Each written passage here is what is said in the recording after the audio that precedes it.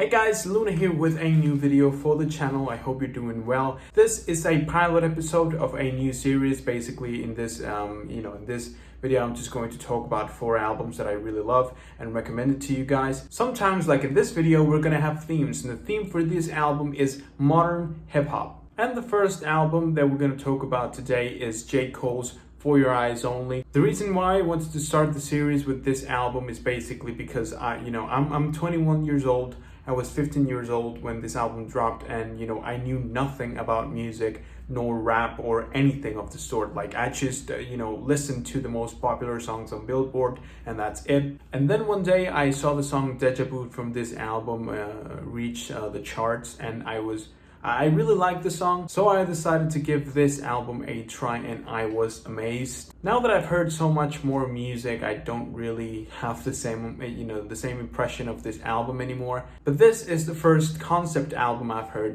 This album follows a narrative, a drug dealing gone bad narrative that it's really simple, it's really easy to catch on, and a few songs from this album don't even follow the narrative, but most of them do, and it's a good album. I know that not many people like this album as much, and I can definitely see why. I think that if it weren't for this album being one of the first ones of its kind that I've heard, I wouldn't have such great feelings towards this album. But I love the way that J. Cole tells his story, like in third person or impersonating his deceased friend. So this album is sort of like his friend's thoughts about his whole situation, how he was perceiving death around the corner, and he was right. I also believe that this album has some pretty good bangers. For example, Changes is a track I really like. I do love Immortal and Neighbors. I like Deja Vu, although the song has nothing to do with the concept of the album. I think it was just a song that J. Cole threw out there to sort of make the album a bit more commercial from my point of view. There are some pretty bad songs in this album too. Violent Mentality, it's performed horribly. From Whom the Bell Tolls has a lot of filler lyrics. I don't really like that song. And She's Mine Part 1 and 2 are boring. There are just some really bad attempts to make a somewhat ballad, somewhat lullaby. No. The tracks are not for me. I know that for a series that's called Great Albums, I'm not really saying the best things, but look, it's a good album.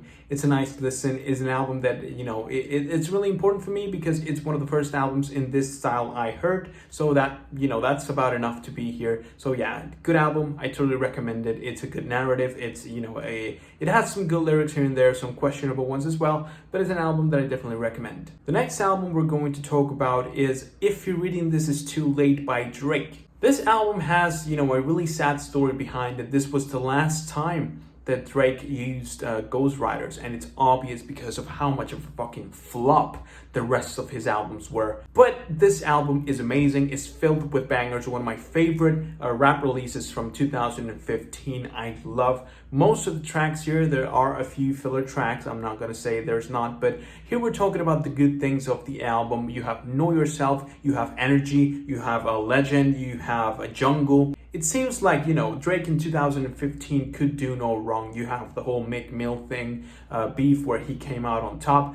A lot of you may argue that the reason why he came out on top was because of how horrible Meek Mill's response was. After the whole Pusha T thing, Maybe I don't think as highly of Drake as I used to, but I still believe that this is Drake's best project, and that's saying a lot. We're talking about one of the most influential artists in the game. Overrated, of course he is. I do believe that this album is miles away from Take Care, so yeah, this is definitely a great album. Go ahead, give it a try. The next album I want to talk about is Tyler, the Creator's Flower Boy. In this album, Tyler bloomed like no other artist, in the past decade. I love what he did on this album. He definitely perfected, the soul influence he was trying to get into his music on, albums like Cherry Bomb and Wolf.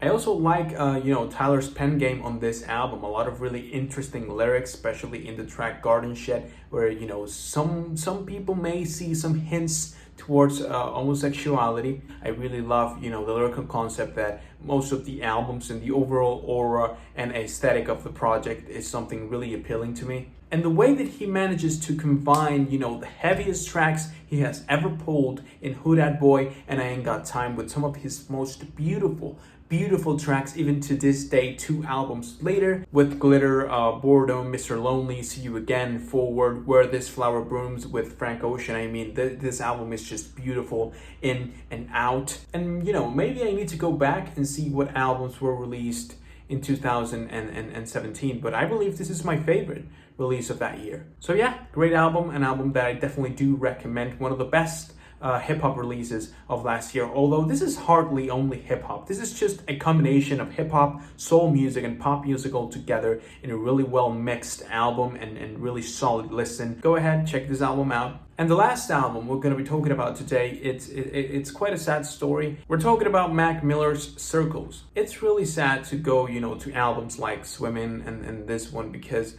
it really shows you in what state of mind Mac was, you know, before his death. It sort of makes you think, you know, for me, Mac was releasing some of his best material in the past couple of years. I love Good I Am. I love The Divine Feminine. I do love Swimming, and I do love this album. And to think that, you know, this is where his head was before his death, it's just heartbreaking. I don't really know if I can count this as a hip-hop album. I think I can't. This is more a singer-songwriter soul album, but there are a few rap elements in this album, and you know, Mac is known as a hip-hop artist, so I think it counts. Every single moment on this album is beautiful. It has a nice flow, is short and sweet. I love many of the songwriting you know, on this album. I do think that sometimes the track can be a little bit too minimalistic, but you know, I think that was the point. Tracks, you know, like Circles, Surf, Good News, Once a Day are just so heartbreaking to listen to now that you have all the context of what happened to him shortly after he recorded these songs. You have some beautiful lyrics here as well, you know, thinking about death, especially in the track Good News, where he asking himself, why does everyone need him to stay? And you know, when you put it into context, it's just really heartbreaking. This is an album that I really treasure. It's definitely my favorite released from Mac, even though the Faces EP is also a favorite of mine. I believe that this is the record I hold most dear to my heart. It's an album that I really often go back to. It's always nice to, you know, listen to a man that seems to be finally at peace with himself. Also, you know, him finally doing an album where he can be a singer-songwriter artist as well, doing a good job, because he tried it before in albums like Divine Feminine, but it doesn't really, you know, it never really worked out. The highlights of the albums were always when he was rapping. Instead, you know, the best part of this album is where he, you know, is singing, being honest with himself, sort of, you know, going all out, but in a really quiet and intimate way. And yeah, just give it a try. Tell me how you like it. That is it for today's video, guys. I really hope that you enjoyed it. I know the video was quite short. I didn't think it would be this short, but maybe next time I'll do more albums. Let me know in the comments if you liked my recommendation. What do you think about these albums that I just talked about? My favorite one out of the 4 is definitely Mac Miller's one. Maybe if I'm being critical, the best album out of the bunch is definitely Tyler the Creator's one, but you know, from a personal point of view, from the way the album made me feel, this is an album that, you know, brought me to the edge of tears, literally. Then I have to give it the best one. You know, it's always great to have such a strong emotion communicated to you by an album. So yeah, with that being said, guys, I really hope that you enjoyed it, and I hope I can see you soon with a new video. But until then, bye.